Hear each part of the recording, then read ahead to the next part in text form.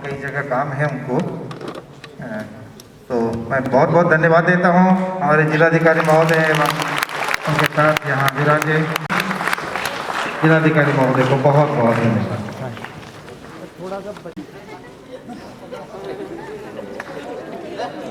बेइज्जती कराया सबने। वेल, फिर उड़ गई नींद ये सोचकर, फिर उड़ गई नींद ये सोचकर, सरहद पर बहा वो खून मेरी नींद के लिए था। फिर उड़ गई नींद ये सोचकर, सरहद पर बहा वो खून मेरी नींद के लिए था। कभी ठंड में ठिठुर कर देख लेना, कभी तपती धूप में जल कर देख लेना, कैसे होती है हिफाजत मुल्क की, कैसे होती है हिफाजत मुल्क की, कभी सरहद पर चल कर देख लेना। खुशनसीब है वो, खुशनसीब है वो जो वतन पर मिट जाते हैं, मरकर भी वो लोग अमर हो जाते हैं। करती हूँ सलाम ए वतन पर मिटने वालों, करती हूँ सलाम ए वतन पर मिटने वालों, तुम्हारी हर सांस में तिरंगे का नसीब बसता है। So I'd like to welcome SSB Commandant sir to address. महानुभाव स्वामी जी, श्रद्धेय टीचर्स, पेरेंट्स और प्यारे बच्चों, सर्वप्रथम आप सभी को आज के इस समारोह के लिए और आज के इस दिवस के लिए आपको मैं बहुत बधाई देता हूँ। और ये मेरा भी परम सौभाग्य है कि यहाँ आकर आज अच्छे विचार, इतने उच्च विचार सुने हैं कि मेरा अपना भी ज्ञान की बढ़ोतरी हुई है।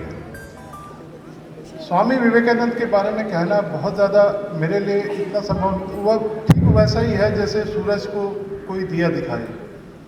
लेकिन हम अगर अपनी निष्ठा उनके प्रति दिखाना चाहते हैं तो उनके जो विचार हैं उनका संकलन करना, उनको मनन करना, अपने अंदर ढालना, वो मैं समझता हूँ कि अगर हम ऐसा करते हैं तो वो हमारी सच्ची निष्ठा स्वामी विवेकानंद जी के लिए होगी। और ऐसा आग्रह, ऐसा मैं पूरी उम्मीद अपने जो युवा हैं, हमारे जो बच्चे सामने बैठे हुए हैं, उनसे करता हूँ। जो उनके विचार थे, खास तौर पे कुछ ऐसे विचार हैं जो अगर हम उनको मनन डेली करें, रोज अपने जीवन में लगातार लेके आए, तो निश्चित तौर पर मेरा एक पूरा विश्वास है कि हम अपने व्यक्तित्व का विकास करेंगे। और जब हमारे व्यक्तित्व का विकास होगा तो समाज का विकास होगा, और समाज का विकास होगा तो एक मजबूत देश हमारे सामने होगा। मैं जब भी अगर स्वामी विवेकानंद जी के बारे में पढ़ता हूँ या सुनता हूँ तो कुछ विचार हैं जो मैं आपके साथ शेयर करूँगा, जो मेरे को अंदर से प्रेरित करता है। ऐसा लगता है कि मेरा अपना भी व्यक्तित्व का विकास हो रहा है।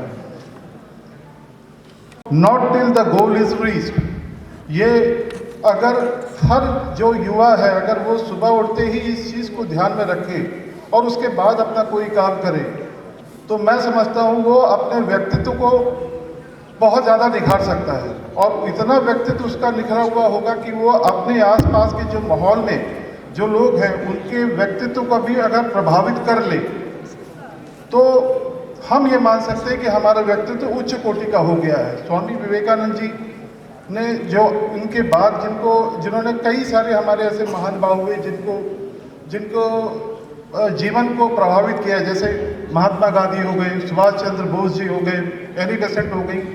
तो व्यक्तित्व ही दूसरे व्यक्तित्व को प्रभावित करता है, उसको आगे बढ़ने के लिए प्रेरित करता है। तो आपसे मेरा यही निवेदन होगा कि आप अपने व्यक्तित्व को निखारने की कोशिश करें और जो भी उनके विचार हैं उनको रोज मनन करें, रोज ध्यान में लाएं और उसके हिसाब से अपने कार्यों को करें। स्वामी जी ने एक बात और कही थी कि जितना बड़ा आपका लक्ष्य होगा तो विजय आपकी उतनी ही शानदार होगी।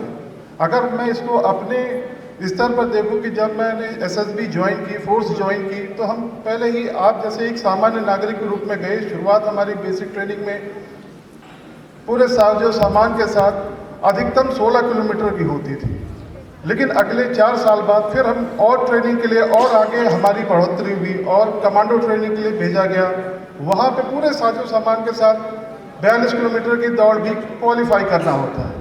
तो एक बार सोचने में मन में ये आता था कि क्या ये हो पाएगा हमसे, पर प्रयास करते रहते ही वही पूरे साजो सामान के साथ 42 किलोमीटर की दौड़ हमने पूरी की। इन सब चीज़ों से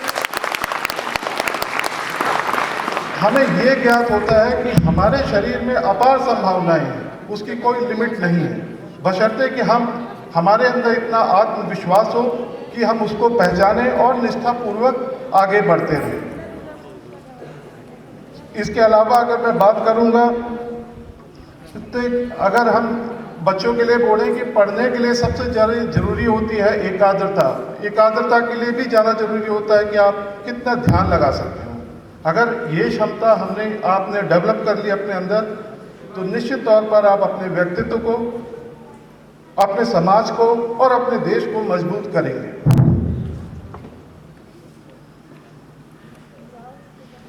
स्वामी जी ने एक बात और भी कही थी कि जब भी आप कोई एक काम कर रहे हो तो उसको पूरे मन के साथ करना है, अपना ध्यान इधर या दूसरी तरफ नहीं भटकाना है। अगर एक लक्ष्य निर्धारित करके आप आगे बढ़ोगे तो निश्चित तौर पर समाज का कल्याण होगा, और जब समाज का कल्याण होगा तो हमारे देश के लिए भी होगा। अंत में एक बात मैं और बोलूँगा कि समय के साथ साथ हमारे सिस्टम में, हमारे समाज में कई सारी बुराइयाँ भी आई हैं। स्वामी जी ने उसमें एक है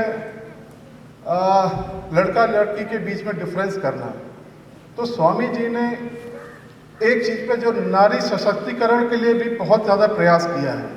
अगर उन्होंने आर्य समाज जो हमारा पहले संस्कृति थी उसमें भी ये बताया गया था कि दोनों को बराबर रखा गया, लड़का लड़की दोनों समान रखा गया और सबके अधिकार बराबर थे। और आज बीच के कुछ समय में ये गैप आया है जो गलत तरीके से हुआ, जिसको आप सभी को, खासतौर पर पेरेंट्स को अपनी तरफ से प्रयास करके चलना है कि ये जो डिफरेंस है, जो हम डिफरेंस पैदा करते हैं, उस डिफरेंस को किस तरह से दूर करना है। देखिए, स्वामी जी का एक ही कहना था कि हम एक मनुष्य हैं। लिंग के बारे में ये लड़का है लड़की है करके अलग हम सोचते हैं तो हमारी सोच गलत है। एक मनुष्य, एक सोल है, हमको उसी सोल के साथ चलना है। हर इंसान की अपनी क्षमताएं बनाई गई हैं, हर आदमी अलग अलग उसके अंदर गुण है, अवगुण है, और उन्हीं के साथ चलता है। ये एक ठीक है उसी प्रकार की हो गई कि जीवन रूपी गाड़ी होती है, दो पहिए हैं उसके। अगर एक पहिया मजबूत है और हम दूसरे पहियों को कमजोर करके चलें तो वो हमारी गाड़ी कभी सफल नहीं हो सकती है। ज़्यादा ना कहते हुए मैं अपनी वाणी को यही विराम देता हूँ, और ये मेरा परम सौभाग्य है कि आज मैं आपके बीच में आया और आपके बारे में अपने विचार, आपके सामने अपने विचार व्यक्त किए, और साथ ही साथ स्वामी जी के जो भाषण सुने, जो उन्होंने शब्द कहे, जो उन्होंने ज्ञान दिया है, उससे मैंने अपना भी ज्ञान बढ़ाया है। धन्यवाद।